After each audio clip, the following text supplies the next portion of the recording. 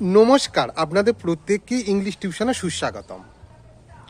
Agenda মানে করণীয় জিনিসের তালিকা, a list or plan of things to be ডান।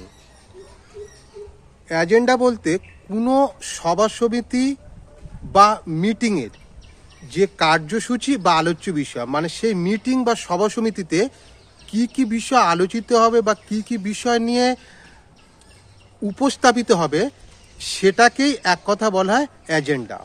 এর একটা উদাহরণ হলো, the agenda of tomorrow's meeting has not yet reached me.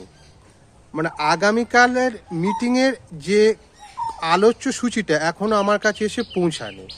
প্রসঙ্গক্রমে উল্লেখ যে অ্যাজেন্ডা এই ইংরাজি শব্দটা আধুনিক ইংরাজি ভাষাতে বেশিরভাগ ক্ষেত্রে সিঙ্গুলার নাউনেই ব্যবহার করা হয়, অর্থাৎ এক বচনেই ব্যবহার করা হয়। ধন্যবাদ।